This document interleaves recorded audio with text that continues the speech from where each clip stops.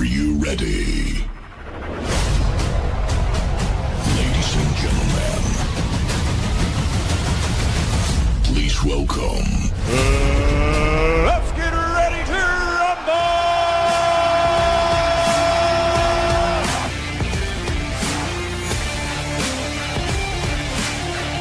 Seattle's got to make a stop. Amon-Ra St. Brown's going to throw it back to Goff! Who had that on the bingo card? Touchdown Lions!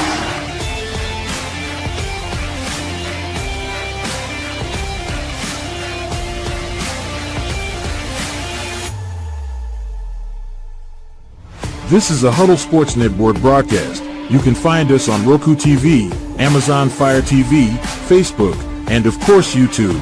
Get all your NFL news here first. Hello, everyone, and welcome to the program. It is I, Main Event Mike. It's Cinco de Mayo, bichachos. Cinco de Mayo here, but it's Monday at 7 p.m. That means it's time for the main event. Detroit Lions news, rumors, signings, talking about Detroit Lions football. But today, I got to cut it short, folks. I wanted to make sure I did show up, though. Appreciate anybody who might be watching, anybody who puts in the comments. Got to make it a quick one today, though. But something I definitely wanted to talk about was a lot of the shade being thrown at the Detroit Lions from the opposing fan bases. And I just kind of want to shoot some arrows and shoot a couple over the bow of those fan bases on today's episode. Before we do that, we got to pay some bills, though. Tell everyone we are very thankful for the Motor City Kneecap Biters YouTube channel, letting us broadcast live in there. Also, broadcasting live on Roku TV and the Huddle Sports Network. Big thanks to Bill the Packer fan over there. Also, at the Main Event on Facebook, be sure to follow the page, The Main Event, on Facebook. We're starting from scratch, so I need all support I can get. My name is Main Event Mike, at Main Event Mike. You can follow me on all social media at Main Event Mike. So, enough of that. Let's take a look at the comments here. Nothing yet, but that's okay. Going to make it a quick one today. Happy Cinco de Mayo to everyone. I want to talk about the Detroit Lions and some of the things being said about them. And I think there's some merit to some of it. But, you know, we're going to use a comparison of the Philadelphia Eagles in 2023. Not the 2024 version that won the Super Bowl. Not the 2022 version that went to the Super Bowl. But that 2023 team in between. You see, in 2022, the Philadelphia Eagles went to the Super Bowl and in the offseason lost both of their coordinators, Shane Steichen and Jonathan Gannon, to the Colts and the Cardinals, respectively. And a lot of people said, how are they going to recover from losing both coordinators? And then a lot of the opposing fan bases are pointing to this Lions team now, saying that they are going to go through the same thing that team went through after losing these coordinators. They're going to be trash. They're going to be trash after losing their coordinators. Say, that high-powered offense, that was all Ben Johnson. That was all Ben Johnson. That's what Bear fans want to hear. That's what they want to tell you, that it was all Ben Johnson. And that's why there's some validity to that, because we as Lions fans pound our chests and say, Ben Johnson, the best play caller in the division. Well, now he's the head coach and the play caller for the Chicago Bears. So either we were full of it then, or now the Chicago Bears have the best play caller in the division. But not so fast. Matt LaFleur, Kevin O'Connell, these guys are near the top in play calling in the league, right up there with Andy Reid. Matt LaFleur, one of the best play callers in the NFL. Kevin O'Connell, one of the best play callers in the NFL, right here in our division. And now they get Ben Johnson in Chicago. Suffice it to say, folks, the Lions have the worst play caller in the division. His name's John Morton. We don't really know anything about that much about him. It's not even fair to say he's the worst because we really haven't seen it yet. But let's put it this way. He'll have to be top 5 in the NFL to even be in the conversation with our own division.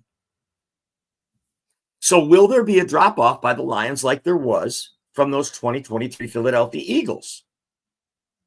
Lost both coordinators, just like the Lions losing Aaron Glenn and Ben Johnson.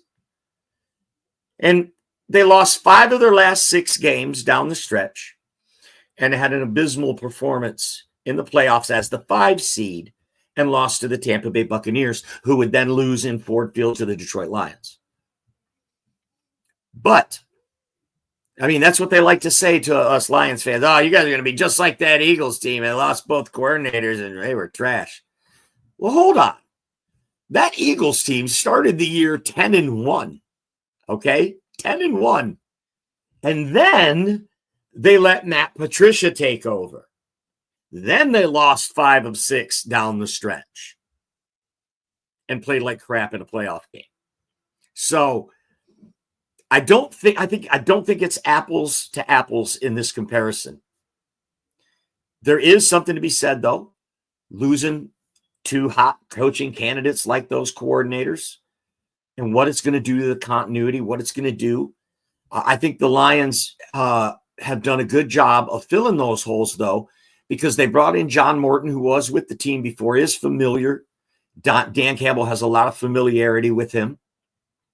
And then promoted Kelvin Shepherd from linebackers coach to defensive coordinator. It remains to be seen what kind of defensive coordinator Kelvin Shepherd's going to be, but I'll tell you what, he's great at the podium. He is great. Watching that guy talk, give a presser, will get you pumped up. If he does that, just watching his presser, I can imagine what he can do for the players in the room. Aaron Glenn, of course, beloved by some Lions fans and despised by others. So it will be interesting to see if Kelvin Shepherd wins over that half of the Lions fan base who wanted Aaron Glenn run out of town. They didn't like Aaron Glenn because they think that his scheme didn't fit our personnel. That Bob Quinn in the regime before was drafting 3-4 players that played a 3-4 defense. And that's the skill set that our players had. But yet, Aaron Glenn wanted to play that 4-2-5 or a hybrid 4-3 defense. And it didn't fit our personnel. That's what some of the criticism on Aaron Glenn. But I loved Aaron Glenn. You listen to the players talk about him, and it's obvious they would run through a brick wall for this guy. And what else do you want your coach to do? You want him to be good with the X's and O's, but you want him to be a guy that men will go that extra mile for. And Aaron Glenn was that. Kelvin Shepherd seems to be that. New offensive coordinator's name is John Morton. It is not Johnny Morton, the old wide receiver for the Lions. It is not. But he's got a lot of coordinator experience in this league. He's called plays at the highest level before and been successful at it. So it will be interesting to see how the Lions get by with 2 new coordinators. But one thing that's for sure is Dan Campbell's still there. And that Dan Campbell magic is still strong right now. I'm not saying it always will be. Maybe someday it will wear off. Maybe that hoorah, rah, rah stuff will not be so good anymore. But right now, it's so good. Everybody around the league, all the players around the league know they want to play for Dan Campbell. They hear what it's like to play for Dan Campbell. As a former player, he relates to the players. As a former player in the modern era of football, some of these former coaches played there. They're coaches in their golden years. Dan Campbell's a relatively young man still. He's played during the modern era of pro football, and he can relate. He understands the scheduling demands. He understands the demands it puts on your family. And that's why players like him. But you know what? He's not dumb either. He's not a dumb meathead like a lot of people peg him as. Guy's very smart, very high football IQ, very knowledgeable about football. Do I think he cost us a trip to the Super Bowl? Yeah, I do. It's a price you pay to have a good coach. You got to live by the sword and die by the sword. We finally have a coach that has a coaching tree now. Think about that. Trivia question for you. Who was the last Detroit Lions head coach to get another job as a head coach in the NFL? I'll wait. The answer is 0. No head coach from the Detroit Lions gone on to be a head coach in the NFL after being the head coach of the Lions. In the Super Bowl era, that is. In the Super Bowl era. So Dan Campbell could get a job tomorrow if he were to leave the Lions as a head coach. So this is new territory for us. His coordinators have now gotten head coaching jobs. Something that has never happened to this franchise before. Some of my favorite people on the internet in the chat today. Dave Eastman, what's up? Hello, my friend. Elise Memes, the queen of memes. Paul and Dave, happy Cinco de Mayo. Go Lions. Happy Cinco de Mayo, bichachos. So it's going to be a quick one today, guys, because my wife and I, we only throw one party a year, and that is Cinco de Mayo. It doesn't matter what day of the week it is. We have a party on that day every year. And right now I have about 30 people in my house that my wife is trying to entertain by herself. So I'll probably be sleeping on the couch tonight. But I told her I had to do the show, had to at least come in for 15 minutes and be where I said I'm going to be because I'm a man of my word. So good to see you guys. Happy Cinco de Mayo to everyone. We got some cold cervezas and some tamales and some chile rellenos, and we're going to have a good time tonight. I hope you are too. But back to those Philadelphia Eagles 2023 version. They start 10-1 after losing their coordinators. If the Lions were to start 10-1 to start this season, I'm not worried about some collapse like that Eagles team had because we don't have Matt Patricia. Okay? If this new coordinator can get things clicking and get us out to a 10-1 start, I mean, we don't know what the schedule is going to be laid out like yet, but we do know who the Lions are going to be playing. And it's a lot of hard teams. It's going to be a very tough schedule. So even if we hadn't lost our coordinators, don't think that 15 wins is on the menu again this coming year. Very highly doubtful that you're going to win 15 games coming off of that kind of season and the schedule the NFL is going to lay out for you. You won your division. You're going to play a division winners schedule the following year. And by the way, the teams in our division also got a whole lot better. Not about a whole lot, but I think the Minnesota Vikings are quite a story. For years, I bagged on Kwesi Adolfo-Mensa, the general manager. I think he did make some very bad moves in the past, but he seems to be getting it together. They've made two nice additions to the offensive line that they picked from the Indianapolis Colts and Will Fries and Ryan Kelly, former Pro Bowl center. So that's two pieces right in the middle of the offensive line. Christian Darrisaw will come back and O'Neal on the other tackle. That's a super solid offense. That's more than a super solid offensive line. That's a top tier offensive line. And then they draft Donovan Jackson from some university in the middle of Ohio. And that was a great draft pick for them. We know what they got on offense, the weapons, JJ and Addison, Hawkinson, Aaron Jones, and now they signed Jordan Mason, a rough and tumble bruising back from the Niners. That's going to be a great compliment to Aaron Jones catching balls out of the backfield. Jordan Mason, that's a great pickup for them as well. That offense is stacked, except the most important position, quarterback. They are going with J.J. McCarthy. They've now acquired Sam Howell as a backup. All in. By bringing Sam Howell is basically a big vote of confidence for J.J. McCarthy. Now we're going to give you some competition, a guy that you should definitely beat out. Not Daniel Jones, who might beat you out. But they're going all in with this kid. They're making it very clear. They could have had Aaron Rodgers. You and me and everyone else knows they could have had Aaron Rodgers. But they made, this is the kid. They're going to run with the kid. Good luck. Because you've got a super talented team around you. But you made the investment, and now you got to stick behind it. You've already lost a year of his rookie contract from a meniscus injury. Aaron Rodgers is washed anyway. I think they made the right move. But with the team they have in Brian Flores and a pretty stacked defense, they do have some questions on defense for me, especially the secondary. It has been that way for 5 years. The Vikings have had questions in the secondary. And then in the first round, they go offensive line when there were a lot of good secondary players available at that time in the draft. There was not a run on secondary players until the second round. So Minnesota, if they had a frontline franchise quarterback who was proven and established, they would be on paper the best team in this division probably. with Kevin O'Connell calling the plays and Brian Flores running the defense. Scary stuff, folks. But they're going to go with the rookie. Let's take a look back. I mean, was it 2005? Brett Favre wins 13 games, and they lose the title game to the Giants, who would go on to win the Super Bowl in Lambeau, if I'm not mistaken. The Giants beat them.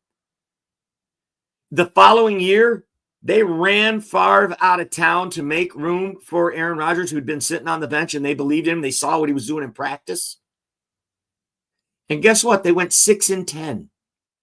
You were a 13-3 team, and you had to take your lumps with that young quarterback that you made an investment in, and they come back and go 6-10. As you know, it wouldn't be long. Rodgers would bring them a Lombardi. So it was probably the right move. So I applaud the Vikings on one token, but on the other side of that coin, I also got to scratch my head and say, man, you are win now mode. Sam Darnold, they offered him $25 million 1 year. Like, we like you, but we don't love you. They offered him 1 year, $25 million. He was able to get a longer-term contract for $30 million a year with Seattle, so Darnold walked.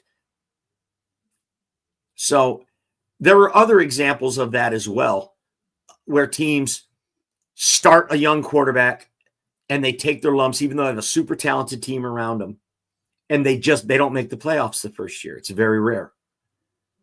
So you got to wonder, especially playing in this division, J.J. McCarthy, they see something there that we don't. They know. They're on the inside.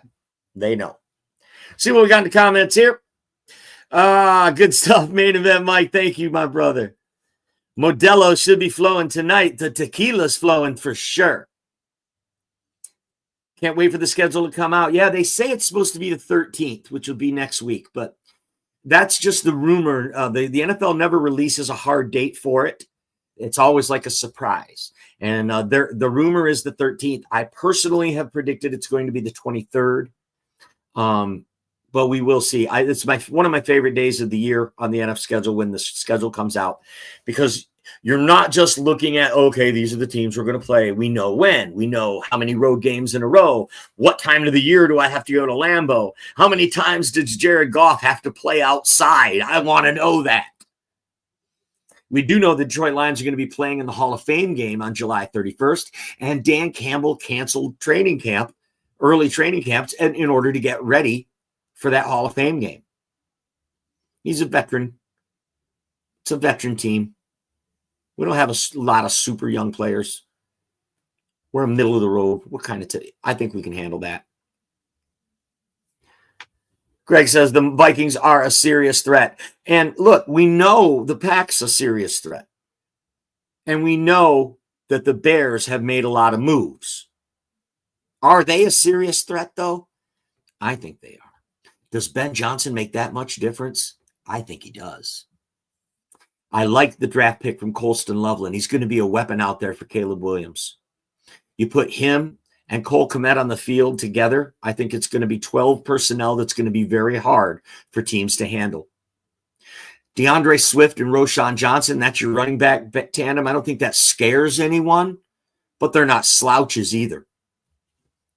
Very solid. And we know they're looking good at the wide receiver position as well. Rome Odunze looked really good as a rookie. A couple of drops, a couple of rookie mistakes, but he looked pretty good. And DJ Moore is a stud. The defense, I wonder if they did enough. Chicago. I think that they absolutely should have taken an edge rusher in the draft. Chicago Bears, think if they'd have had Jalen Walker on the other side of Montez Sweat. I think that would have been a much better draft pick for them. But they are building that offensive line. They started last year with Darnell Wright. So the Bears are going to be a contender as well. This division, man. So don't expect, Lions fans, don't expect 15 wins again. It's going to be real hard. I do think that up and down the roster, though, we are the strongest team. And that's why, like to Elise's point, it will really be interesting to see how this schedule does fall out, because I like to look at the other teams in the division, their schedule as well, and kind of predict, we could be 2 games up by the time we even play the division. And that's what happened last year. I mean, we got off to a really good start, but we didn't really play even a division game, I think, until week 6. So it's really interesting when the schedule comes out and to see how it falls. My name's Main Event Mike. Thank you, everyone, for hanging out with me on Cinco de Mayo. Got to cut it short today. Got a whole house full of people in a party. I'll be back next Monday when it's not a holiday or a party. And I'll be here at 7. We'll talk for a full hour. Be sure to follow the page. It's The Main Event. We'd like to thank our good friends at sportsradio360.com. It's 360radionetwork.com for letting us broadcast into their page as well. And thanks to Bill Packer Fan and the Huddle Sports Network. God bless each and every one of you. Have a great day. I'm Main Event Mike. Peace out.